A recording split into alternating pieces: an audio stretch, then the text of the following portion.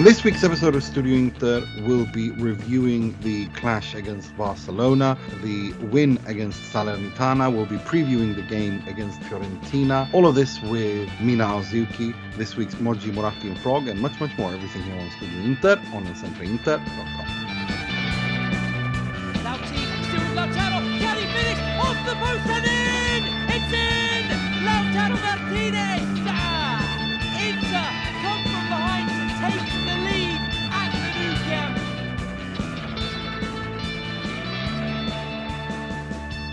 Benvenuti, bentornati to another edition of Studio Inter. I'm your host, Nima, Tavallaey, wishing you back to a pod where we are very happy. We are all Mr. Positivity, I think. We're all Mohamed Nassar.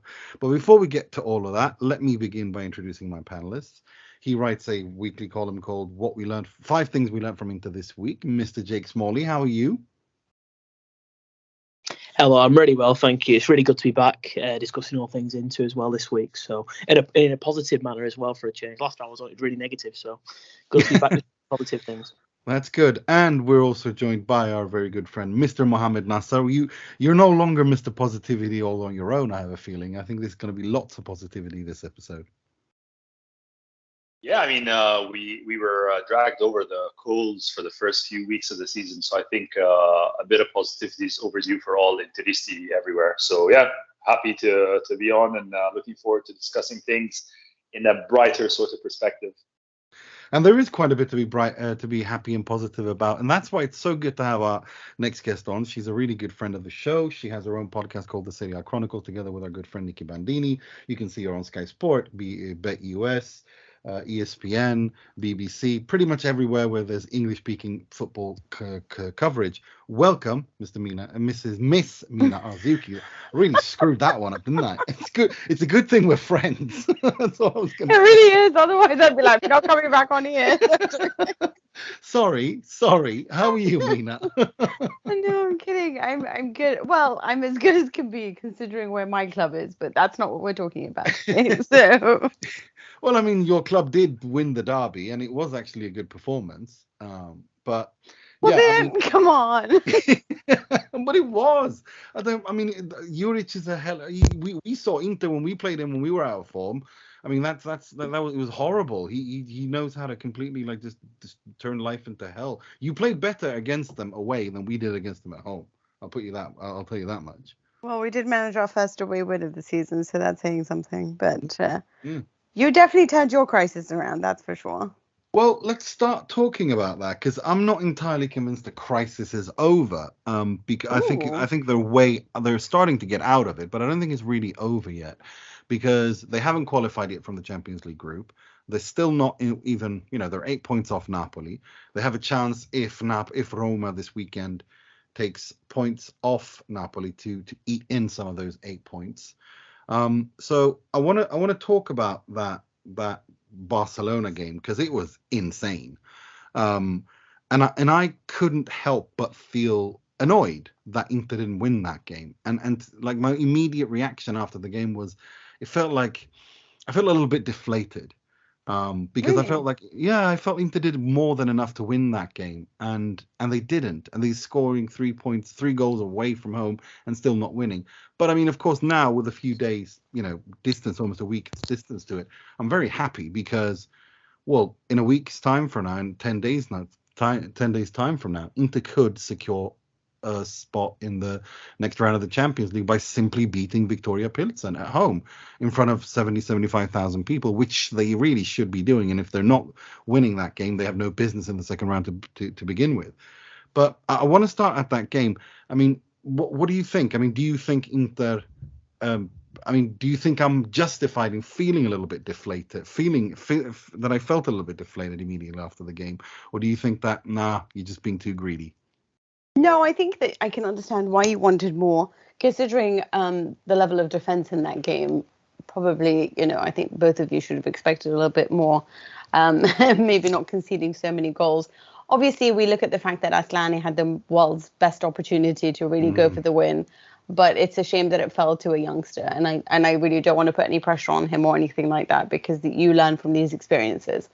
I think that when the draw was made, And considering how much money Barcelona had spent, activating every lever possible financially in order to afford this team, and then seeing how they started performing. Like, I still thought they were pretty rubbish because I don't trust Xavi, and everyone told me that I was insane.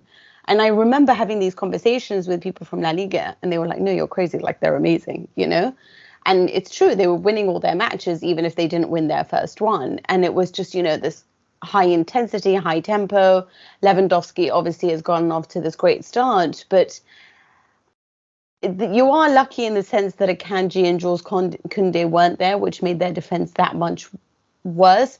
But I think they would have still played better if they had a coach who actually understood how to change and adapt according to what the team he has. But he has to play his way, and if it means he doesn't have the team for it, he doesn't care. And that's why you win. I know that seems like I'm focusing more on Barcelona, because at the end of the day, it's very hard for you. Watching you on the ball, it's not great. Like, Inter on, like, as in, I did feel like playing out from the back, there were a lot of mistakes made, and those were the chances that Barcelona created to go forward. It was all on the back of your mistakes. I keep saying you're Inter, but like it was on the back of Inter's mistakes. But the fact is that Inzaghi understood that, and he played with a lot of courage, and it was a case of, I'm not going to do what I've done so far, which is show you my fear and I'm playing Lazio, let's put in Gagliardini because they're a physical side, No, he went with, okay, let's try to do this, let's try to take this on board, and I think that I have enough of what it takes to get at least a draw here. And obviously the fact of the matter is that he's appealing to the team on a psychological level, because the second half you were even better. And I already thought that you were good in the first half. It was just a really ramped up stadium, and even ramped up, not allowed to wear your colours, not all of this, just so Barcelona could win against Inter. No one thought that you would do it. There's not a single newspaper or pundit that thought for a second that it would be Inter with Bayern that would get out of the group. Everyone thought it was Barcelona. So in considering you got 4 points, and I know you want 6, and I don't blame you considering how the games went, but I would be pretty happy. That's a good point. Simone Inzaghi's been very criticised because and quite rightly so, because the Inter were really poor and looked completely disjointed in the beginning of the season. But this new Inter that we're seeing under Simone Inzaghi, he's playing much more deeper, much more compact.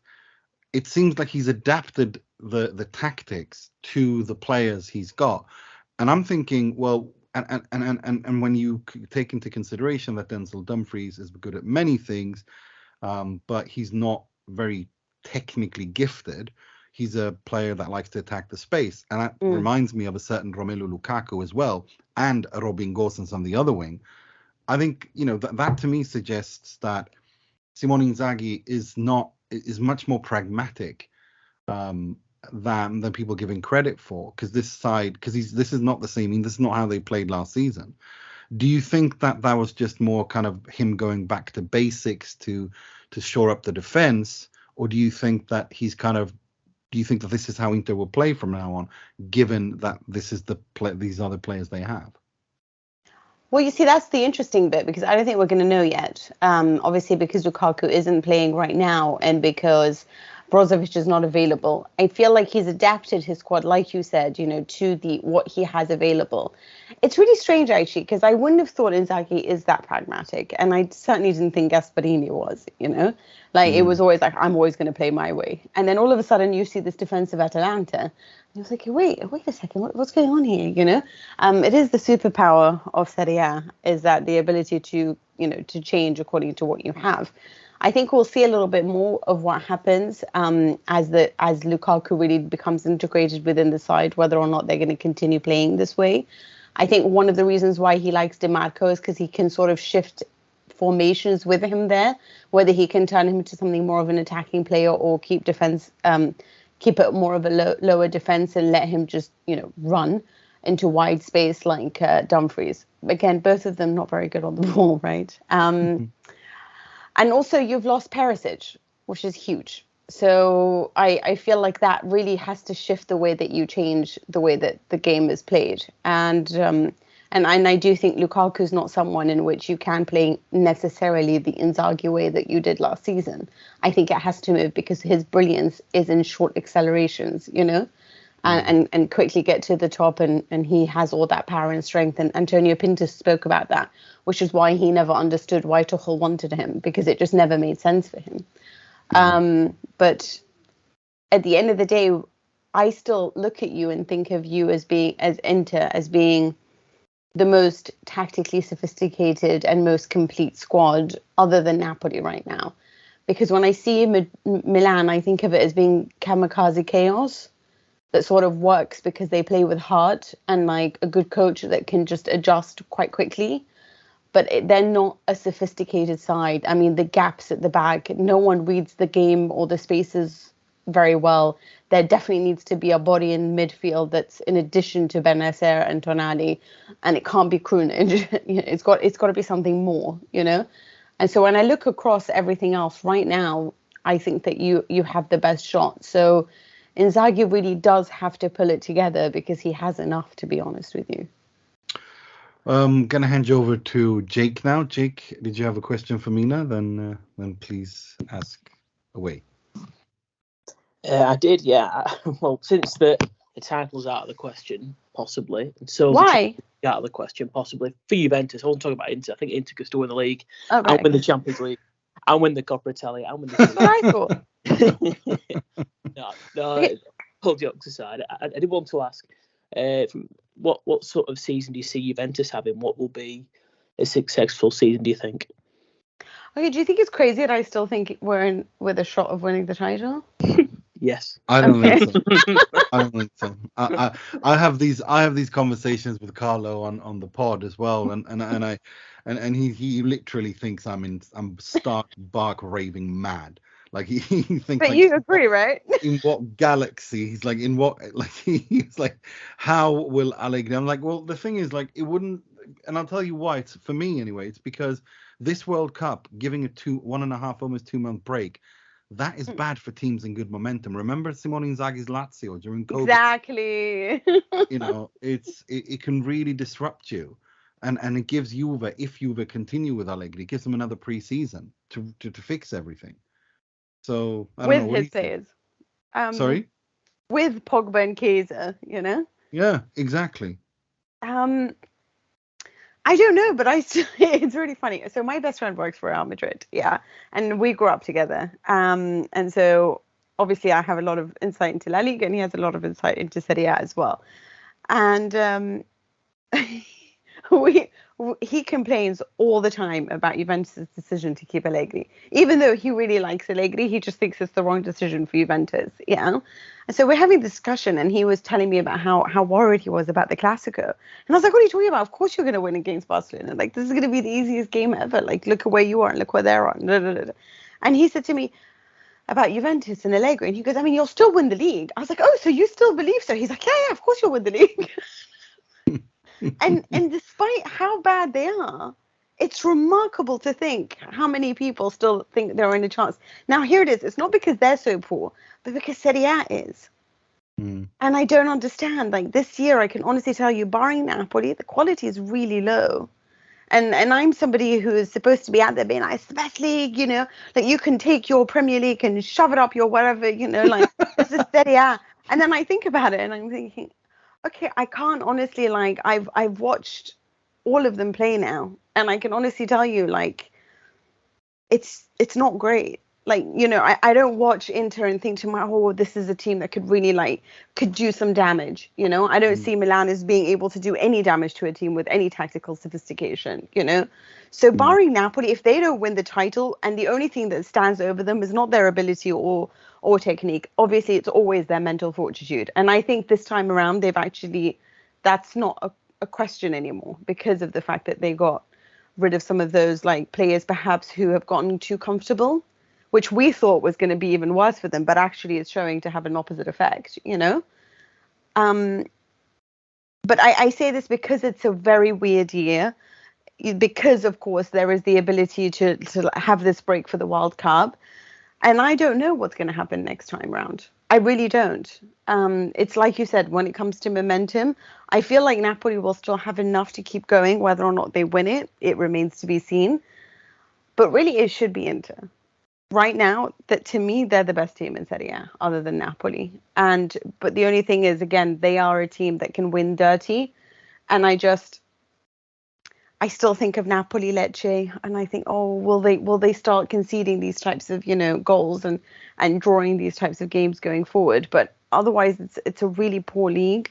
And the fact of the matter is that Juventus could start this badly and actually end up somewhere close to the top if they gather momentum, because their players are still very good. They still have players that can resolve games at the end. It's just whether or not Allegri has ruined them or the club has ruined them enough, because Nedved is totally ruined Moise Kean. Vlahovic looked like he had a certain good attitude in the last game, but otherwise I certainly don't think that he's a player that I would have really enjoy watching. I think he's a very good striker, but he's not the kind of striker that I particularly like on my team. But he's working on it.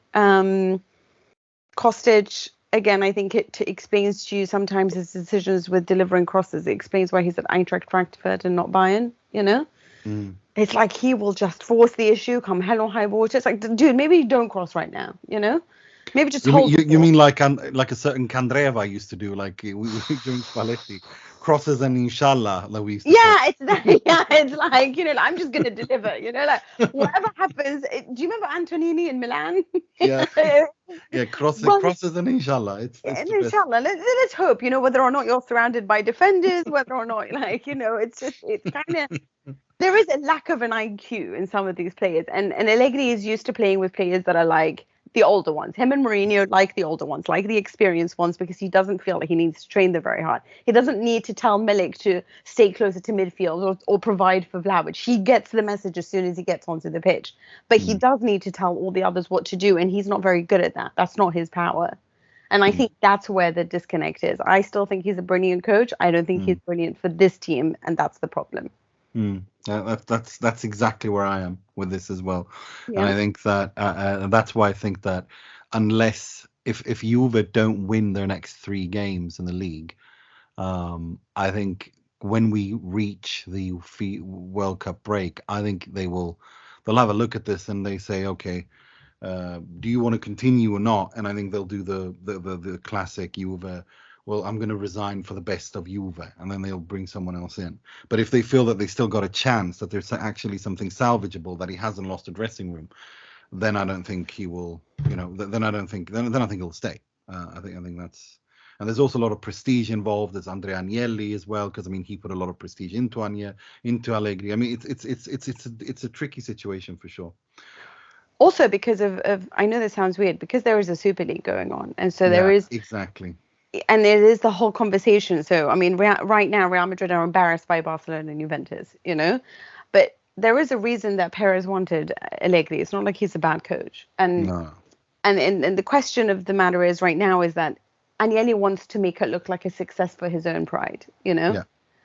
And because he thinks he did him dirty before. So he feels like there's a guilt on his behalf, and there's a desire to say, I didn't make a mistake. So that's why I think he's also going to stick with him. Probably. Mo, did you have a question for Mina? Then the floor is yours. God, Fiorentina conceded again. Sorry. Yeah, I know. They're really bad. Gosh. Absolute mess.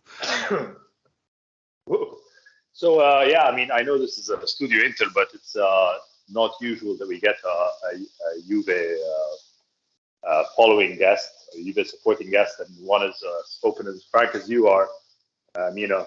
So, I'll ask about Juve as well, because clearly, like Nima says, the old timers, we don't think that Juve are out of it just yet. We know exactly what could happen, especially in this odd season.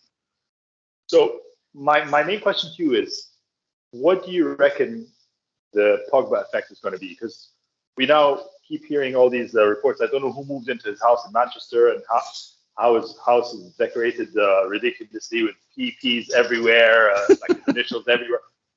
Like I don't know if the guy lost the plot.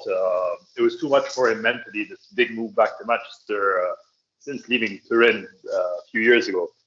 What do you really think the impact of Pogba will be on the squad? Is it Are you looking forward to his return? Are you apprehensive? Do you think that, where do you stand on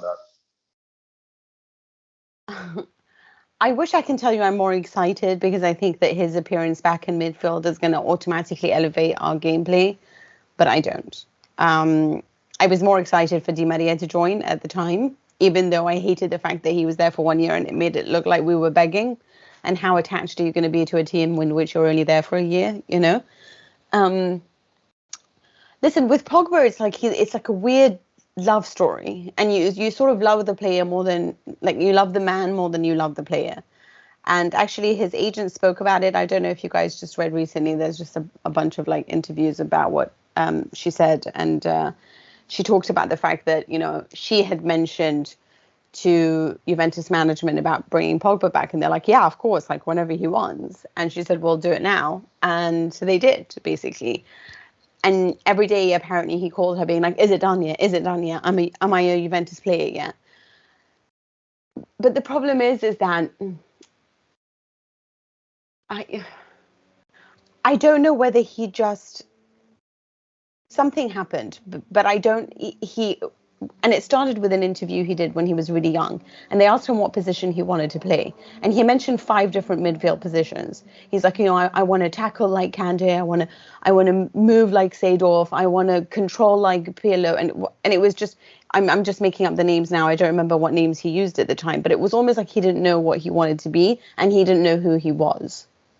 It was just, I needed to be really good, and I get that, but there is like, if you speak to Kvaratskhelia, when he does an interview, he knows exactly who he is, exactly where he wants to be, and exactly how he wants to play. The only thing that's unpredictable about him is his feet, Like, otherwise, it's like he has a clear game plan. I'm going to live by the training quarters. I don't care that Napoli is a beautiful place to be. This is where I want to play. I want to play out here. I will be flexible, but this is where I want to grow. I want to, I want to be Ronaldo eventually. I want to go to Real Madrid. He has a clear idea. Pogba was kind of just wanted to be really good. And that was what worried me at the time, because on a mental level, it was fine when he didn't know who he was or what he wanted to be, because at the time Juventus had strong characters. So they could take care of him because it was veteran experience around him. Now he has to be the veteran, and I'm still not sure if he knows what he is. And I don't know if he's resolved any of that questions, because he spent most of his time injured or annoyed at Manchester United, And I do feel like, there's this thing about, like, where English, I guess English producers always, or people involved in football will always say, about the racism that exists in Europe. And it does. And I'm not trying to diminish that. But I feel like they don't sometimes make it clear that it really exists in England too, And it is a huge problem. And it is a huge problem in the way that they explain things as well, and where they tend to focus their headlines. And he was very unhappy for a reason, Not to mention the fact that Manchester United, this is another thing that's really important, and this doesn't get talked about enough. In Italy, coaches actually coach. And I mean, they take 20 minutes, an hour, 2 hours, and sit with different players and give them different training routines and task things too. They teach. Pep Guardiola teaches. But do you think this guy was being taught at Manchester United? And this is the problem. Like, right now, there's a lesson after training for just Vlahovic on his own, how to strike the ball off the volley. And it's actually on, a lot of them are on Gazzetta's, the lead reporter on his particular Twitter and Instagram. Yeah. And it's like, this is how you're going to kick the ball from a free kick. It's just different teachings, which he would get as well from the players who would stick around sometimes and have a chat with him or talk to him. And I don't think that he got enough of that in England, and he needed that probably. But is he going to change everything?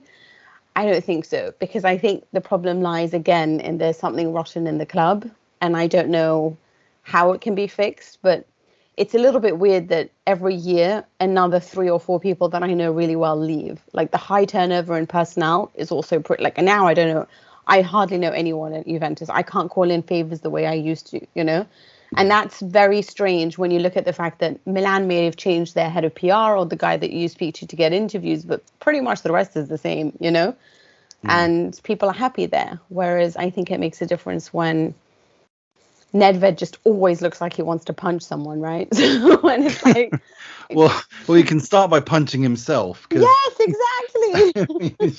no one knows what he does, and he says a lot of stupid things about what was it? Moise Ken could be a 30-goal season. Oh my God, I'm so glad you remember that, because every time I see that, everyone's like, "No, he never said that." I'm like, "Yes, he did." Yeah, he did. He did. He absolutely did. I remember him saying that. And then he didn't. I mean, from what we understand, he didn't want Allegri. The whole thing is a mess. I think Juve we're going to see. I think Andrea Agnelli, the cycle of Andrea Agnelli is going to come to an end. I think all of them are going to leave, and you need a new. Yeah, but they want Lapo, Elkan, and Del Piero, and I'm like, guys, like these aren't people that are gonna. Oh dear, Lapo. Yeah. And Del Piero, by the way, who's most of the time his punditry is for sure. It's difficult. And I'm like, this is not going to be the guy who's like, this is what we need to do. You know what I mean? We need, like, Maldini is a different kind of player, and not only that, he grew up in Milan. His dad, he's got Milan in through and through. He's a you can see what the work that he and Ricky Massara have done. What they've done is, it speaks for itself. And I don't think Del Piero. I don't know. I think that it's a risk, but I mean, I agree. At some point, you have to. I mean, the Andrea Agnelli era has been fantastic. It's a historic era. What Juve did under him, the new stadium, the 9 Scudetti. Berlusconi was once upon a time brilliant too, but things end, right? Yeah, exactly. Exactly. Right. I wanted to ask you a little bit about Inter now. I wanted to because since Brozovic, I mean, all the crisis began when Inter started losing, and then Brozovic was injured, and then they got to play Barcelona twice. And since then, they've had Hakan Calhanoglu playing there, not Christian Aslani, but Calhanoglu, and I think that he's been outstanding there. And oh my God, Nikki asked me this question if it's the same one.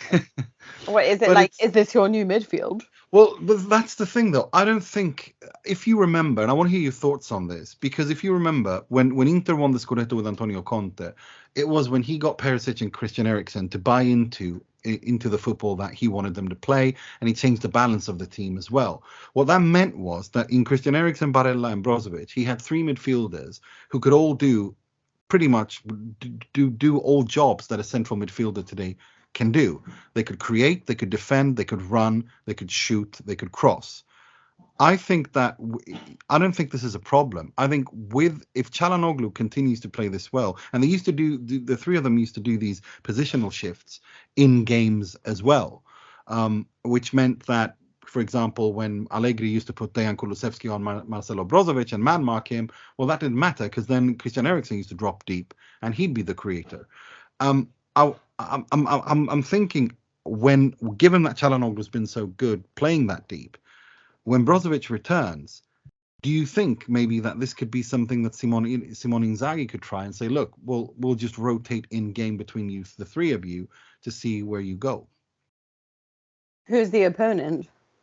Well, I mean, the opponent being, when you play Juve or Roma or Milan, etc.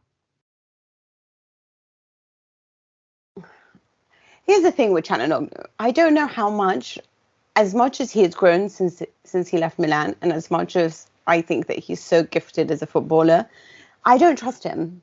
I don't trust that he's going to show up every week for me. That's the only thing that I fear with him. I trust Brozovic. I feel like no matter how the game goes or whatever happens, or if like a bomb lands on his house, like God forbid, he will always show up and give his best. And I just don't know whether you will necessarily get that with Calhanoglu. But in theory, it would be fantastic to watch. In theory. I also think there's something about Mkhitaryan also being that. He's not my favorite player to watch. But because of his movements horizontally, which is, again, why he's not my favorite player to watch, it opens up lanes, right? Because he drags people all over the pitch in the sense that he's just horizontal. And his movement is that you're constantly confused where he's going to go. And that's going to open passing lanes. And I feel like that works perfectly with a player like Barella and Calhanoglu. So it's the fact that they've all got complementary skills that work so well. And again, I didn't think that they were all fantastic against Barcelona. I'm not going to lie. But I do think that obviously it looked really good against Salernitana. But this is why I say to you, I don't know. I mean, obviously, I never want to see Gagliardini and I would want to always go to this solution.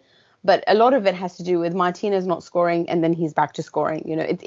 It feels like there's always a point that something's not working. But when Lautaro has that confidence about him. I feel like everyone works really well, and Barella is working really well in this setup too. And obviously you need to make sure that he's at his best because he just changes games on his own,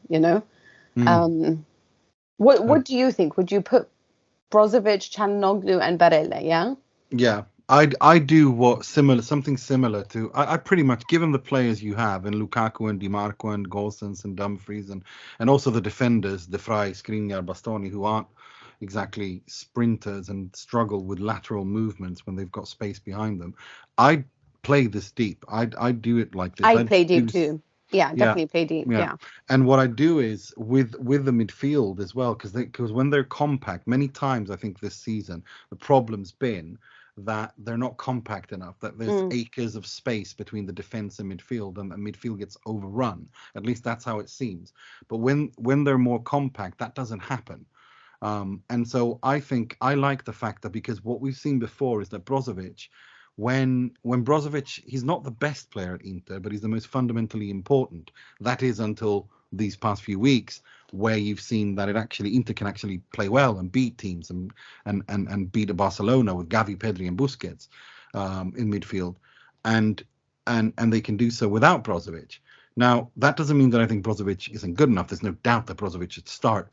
But my thing is, I would like to see more positional shifts between him and Calhanoglu, and maybe even Barella, the same way that Conte did with Eriksen and Brozovic. Yeah, because I think that makes Inter more unpredictable.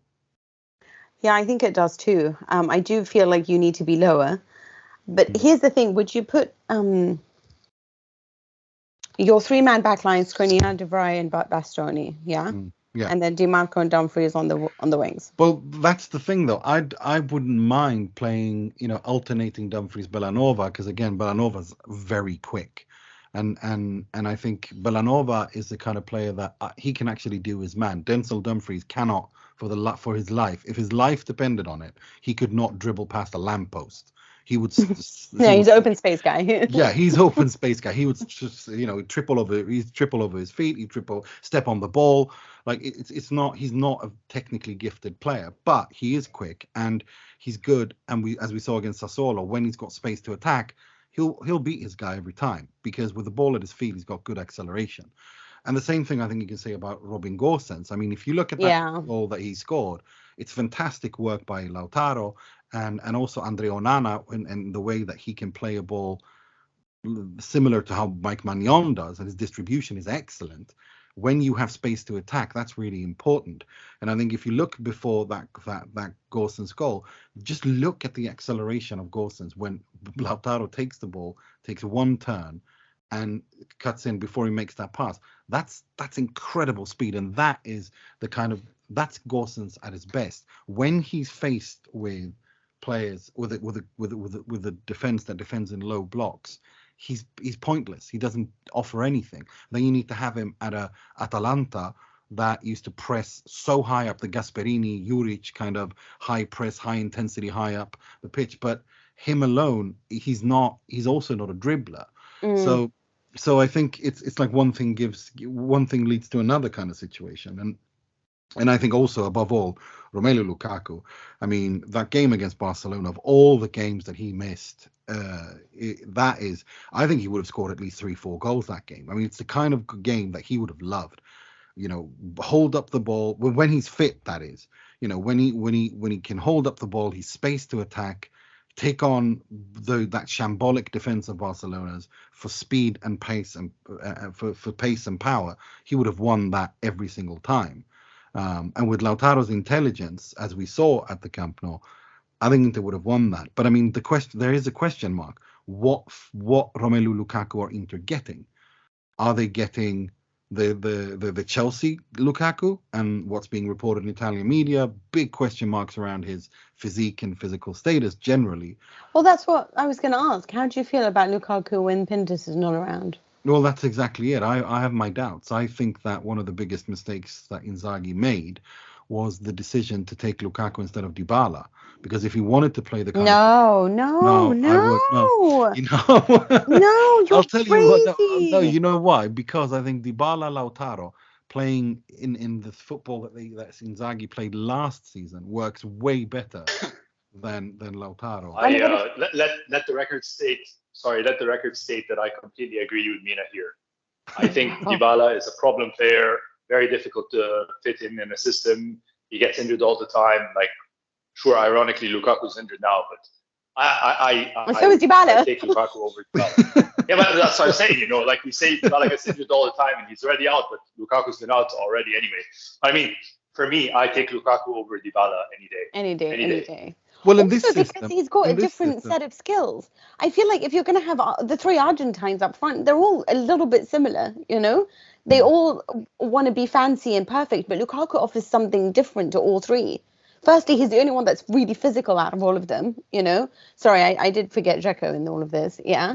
But again, they're all players that are more like to play off the man. I even think Lautaro is, I mean, he can do everything because he is that brilliant, you know, but he's better playing off the man. And so is Dybala, and so is Correa, and so is Dzeko. So I'm just thinking, who's the man?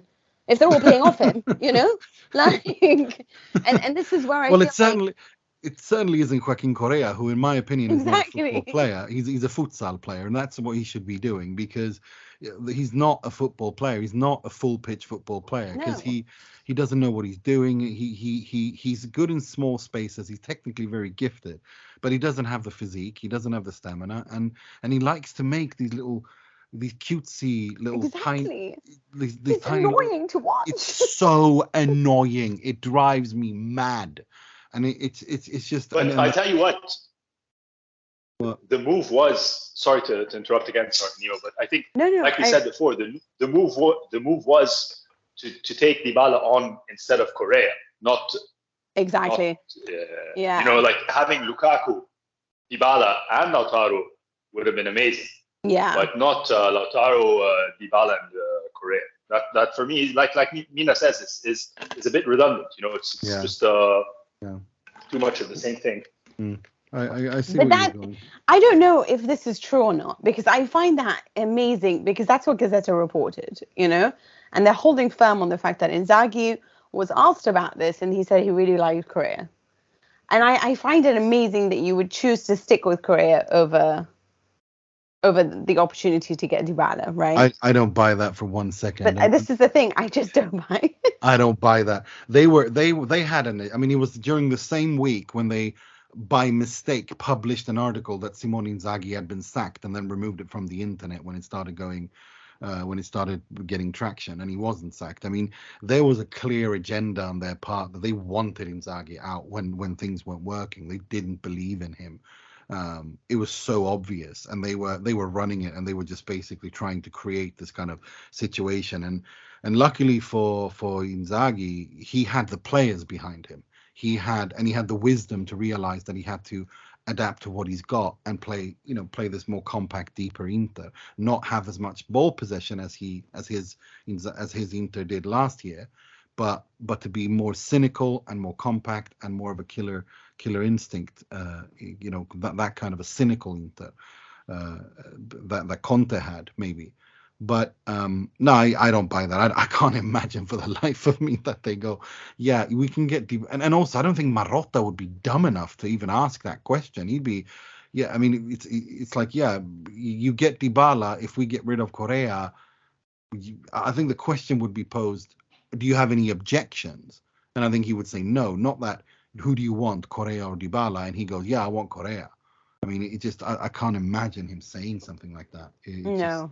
I have to agree with that. And if it, I don't know if that's, I honestly don't know whether there are, people always tell me there are agendas here and there. I don't know how much of these things, because I live with conspiracy, like my mother's a conspiracy theorist, and I spent my whole life where she was determined that COVID had a wider meaning, you know, and I was like, Jesus Christ, man, you know, and so I'm trying to believe in life, you know, so and good things and real things. Oh dear, no. Can I just say something? I just saw something that Manchester City have won Club of the Year at the Ballon d'Or. I feel like it's pretty rough for Real Madrid, right? Who just won the title and which is Champions ridiculous. Yeah, they should have won it. Yeah, I don't know how, but that France football award. I mean, I'm sorry. After Lewandowski got screwed and Snyder got screwed, and Snyder was the one that really hurt. Yeah, absolutely. So okay, before we let you go, then, so what are your predictions for the Serie A title then? Give us your top six, because it feels like you still think it's a Napoli-Inter title race. It should be. It should be.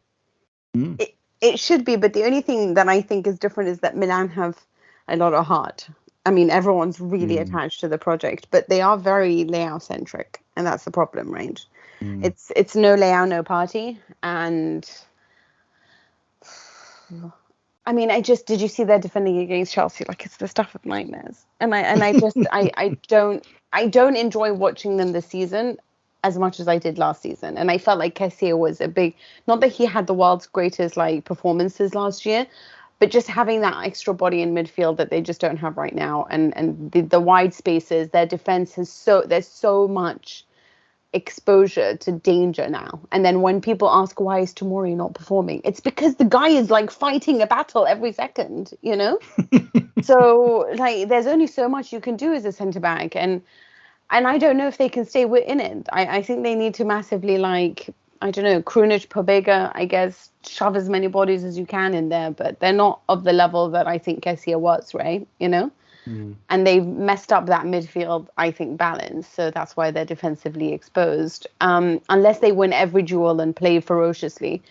That's the only thing that can, obviously, they're still a really good team despite that, because I think their coach is a really great coach. Yeah. Even though he needs to learn Europe a little bit better. But I don't know what to expect from Juventus, because the squad with the additions, well, I mean, Bremer's out now, so, you know, like, I mean, there's someone new every day. So I don't know if they can keep the squad healthy.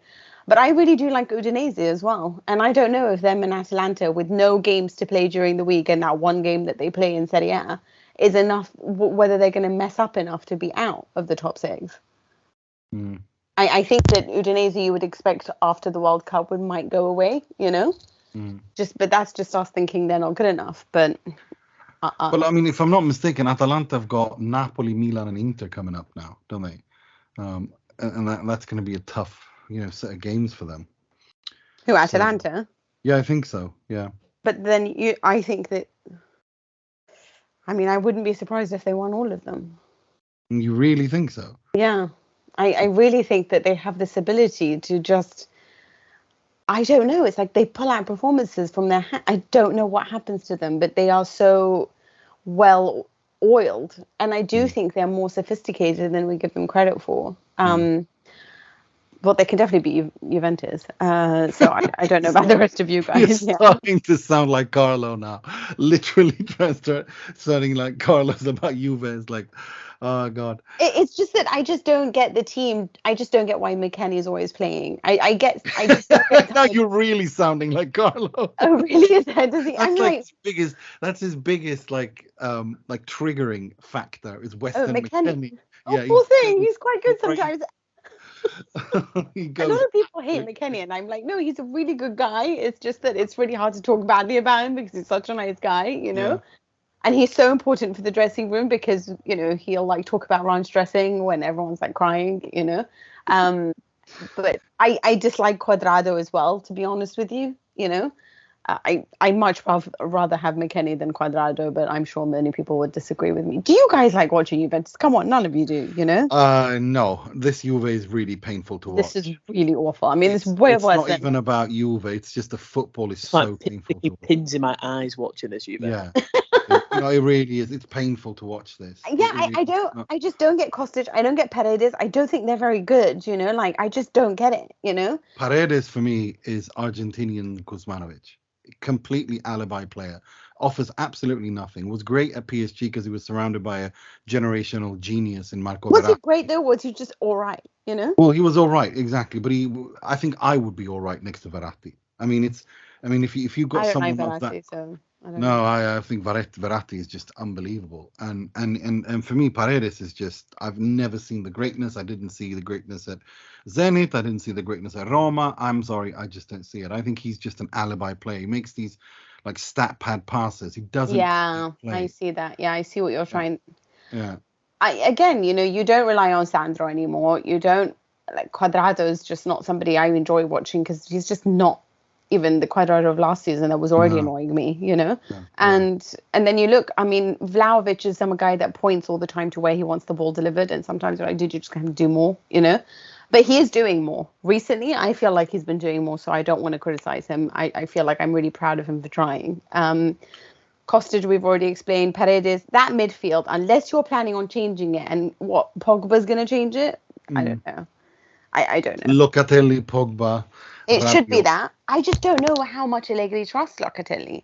And he should trust him the most, Yeah, I find that situation to be baffling. Allegri-Locatelli situation. But we'll see. So who do you think is... you got to give me an answer. Places 1 to 6. Who do you... Serie A, it should be Napoli. It should be Napoli. Mm. Inter, Milan. And then who's 4th? Oh...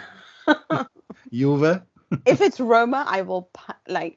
Nah, like, it just can't be. Not with that quality of play. Not yet, anyway. Maybe they'll shock us later. But I think it's between Atalanta and Juve, and I think it might just be Juve.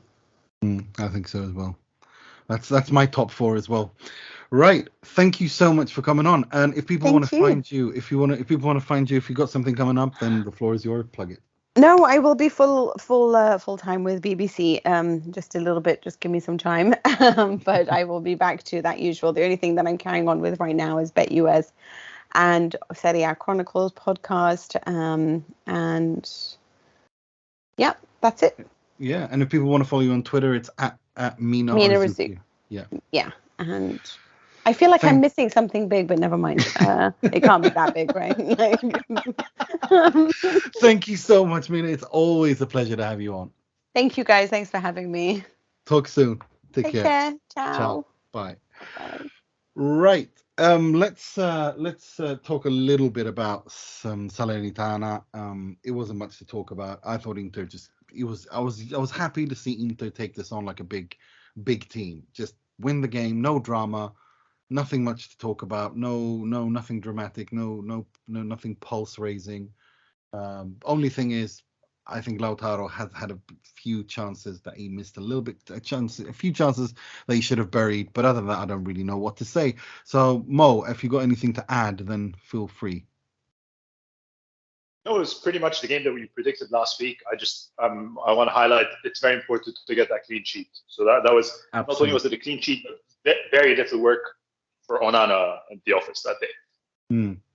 Let's talk about Fiorentina. A Fiorentina who I really, really hope they don't sack Vincenzo Italiano before they play Inter. Right now, when we're recording this, they're in a 1-1 draw away against Lecce, and they've looked better than they did a couple of weeks ago. But I think in terms of attack, Vincenzo Italiano knows what he's doing, but he does not understand how to defend at all. And I think that's really important, that if Inter, with the solidity and the compactness and the deep play, and if Romelu Lukaku can finally become fit, then I think Inter have got an actual good chance here. I'm not confident, but I'm very excited, or I'm looking forward to seeing how Inter take on this Fiorentina. What are your thoughts, Jake? Yeah, I agree with large parts of what you're saying. I think with this Fiorentina side, the way they're playing at the moment, they're susceptible to conceding heavily. I think it's very cliche to sort of put it like this, but often scoring an early goal is what helps you take control of matches like this. And I think what really encouraged me from watching the game yesterday is Inter immediately, although Salernitana are inferior opposition to what Fiorentina will be, despite Fiorentina's form, the way they took the game straight away, I think you can see that these results against Barcelona seem to have lifted Inter. They made them a little bit more confident again. And I think if they can start that game well, and like you say, having Lukaku back should give them a real boost as well. Just knowing that even if he's on the bench, they can come on and rely on him. in some ways, I think the World Cup might even come at the wrong time for Inter. I think we could see them start to sort of leave this slump behind. Lukaku coming back to fitness. I really think that this European success of the past week or so will give them a shot in the arm. Looking at the table at the minute, it looks a little bit grim, but I think against Fiorentina, they'll be really up for the game. And I think it really does depend on having Lukaku as an option that could even give them an extra gear, knowing that if they go 1-0 up, and they've got him in reserve to come off the bench, because there's so many different ways of playing, having Lukaku as an option, because he offers so much more off the ball than Edin Dzeko, and more so than Correa at the moment as well too. So it's a really good time to play Fiorentina as well. Yeah, it really, really is. What about a prediction, Jake? Give us a prediction, then I'm going to go to Mo. Well, I don't know. I fancy a clean sheet, if I'm honest with you. I think 2-0, a 2-0 win. I'm trying to be really positive and really confident at the moment after a negative few weeks of bashing Inter last few times I've been on the pod. So I'm going to try and be really positive. And I think Inter will definitely score more than one goal. And I'd really like to see them keep a clean sheet, because I really don't want the manager to start thinking, get Handanovic back in, because that's such a backward step. So I'm going to be trying to be positive and be wishful in my thinking and say 2-0 win. I hope you're right. What about you, Mo? I want to hear your thoughts on the game. And do you think Lukaku will be back? And do you think he'll play? I think he'll be on the bench, whether he plays or not. I think, like Jake says, depends on how the game is going. I think if Inter are in command with a 2-goal margin, as Jake predicted, maybe we'll see Lukaku do a cameo. If Inter are behind or it's a bit tight, maybe Lukaku will come on earlier, then be asked to sort of walk off the rest of the game if he does score. So I think if he's fit, we'll definitely see him in some way or another. I hope he makes it. I think he's 2 weeks overdue now. It was early October that he was meant to be back. I think again, we don't know what sort of physical condition he's in. Let's hope for the best. I think it's going to be an ugly game. I think going to Florence is never easy for Inter, regardless of whatever form they're in. So I think it's going to be tight. I think, if anything, we'll definitely not keep a clean sheet. So I think it's a 2-1 win in the best of circumstances for Inter. Well, that's good news, but I want a prediction. I'm not letting you go. Who's going to score and how's it going to end? Mo. Yeah, 2-1. Like I said, we'll concede. I think Lautaro will score. I think if we do then concede an equalizer, if we score first and then we score we concede an equalizer, then we'll need Lukaku to score if he's on the pitch. If not, then have to come from either Barella or Calhanoglu. Both of these guys have been on fire recently. I don't remember when the last time both Dzeko and Lautaro scored in the same game. It seems like they kind of alternate. So I think if Lautaro scores, Dzeko won't. But yeah, I think it's Lautaro and then Lautaro to open the scoring and then Lukaku to score, or Lautaro and then either Barella or Calhanoglu to score. But it's a 2-1. In my magic 8 ball. Oh, I hope it's right. I hope you're right. I want to see I don't care. I don't know. I have this feeling that Inter will win. I think 2-0. Lautaro and Hakan Calhanoglu. And that Lukaku will be on the bench. He won't start. He'll come on in the second half towards the end. That's what I think. Right, let's move on to the part of the show where we pay tribute, rip the piss out of, and criticize someone or something heavily in the world of football, starting with the positivity. This week's Moratti, which we presented by Mr. Mohamed. He works a lot, he's intelligent, and he surprises people sometimes with his ideas. Not easy to find one person of this qualities. Yeah, so ironically, last week we spoke about Lautaro being an Apache striker, and I think he deserves to be the Moratti of the week for scoring 2 very important goals, 2 beautiful goals for that as well. But also we have to note that, like you said, I think it was you or Nima, or maybe it was Mina, He was a bit frustrating, particularly against Salernitana, for missing a lot of goals, missing a lot of chances. But still, I think it's important for him. These two games were very important. Salernitana, less so in terms of the opponent, but equally important in terms of building a head of steam. So it was great, and it was a great individual goal. And then, scoring against Barca at the Camp Nou is phenomenal. So I think he deserves to get the first Moratti of the week this season. Love it. Let's move on to something much more comical. This week's Frog, which will be presented by Mr. Jake Smalley. È clamoroso! Autogol di Ranocchia! I'm getting a little bit worried about doing these week by week because I'm starting to get a bit of a reputation on this podcast for finding some absolute steals. So I'm trying my absolute best each week to find some fantastic content. And I think this week's one that's sort of definitely quite close to my heart as someone who watches football in England and has to hear on a daily and weekly basis just how much it's better than any other offering of any sort of football in the world. And every now and again, we get something that makes us laugh. So in the Championship, second division in England this week, we had a match between Birmingham City and Hull City. Just before the game, it was noticed the goalposts were too big. So the game had to be postponed by 20 minutes while the goalposts were literally sawed into full shape. So bear in mind, you're making... No, there's no way this is true. It's literally... You have to link me. Unless you link me, I'm starting to think you're making shit up now. This is ridiculous. What do you mean? Who had a... So what? Had someone... What were the posts made out of? Wood or steel or metal? And if so, did someone just happen to have a saw that can cut metal with them? What? It's almost as if it was it looks as if it's a steel saw. I'm just looking at it now. The match was due to commence at 3 p.m, but kickoff was put back by 20 minutes after the officials realised that the goals were the incorrect size after checking them with a tape measure. A Birmingham City fan had linked a video where some of the officials were cutting down the wooden metal posts. So the game was postponed by 20 minutes. This was in the Championship? In the Championship. So that's really high up. League of football, yeah. Not Sunday League football, the Championship. Bloody hell.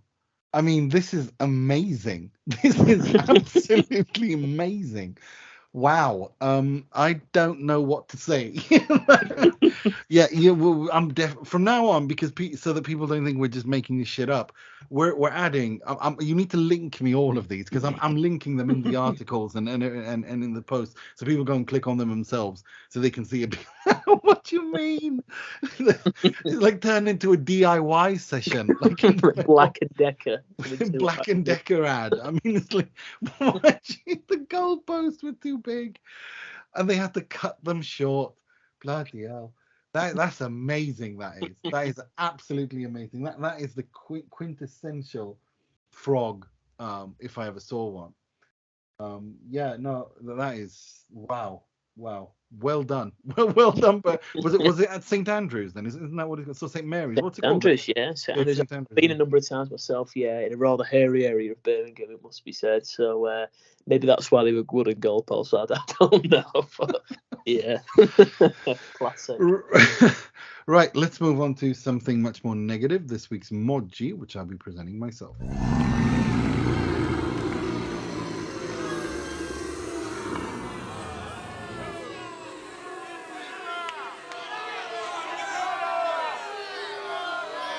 So we complain a lot about why Italian football never changes and or why Italian football is so far behind La Liga, and we always come and land in the conclusion that the powers that be don't allow for the necessary changes to take place.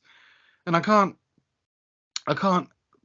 it's hard to move away from that, because yes, there are many problems in Italian football, and some of them are structural and some of them are down to old stadiums, but also I think the biggest fault of it is that the wrong people are in charge, and no one is better, embodies this better than the current Lega Serie A president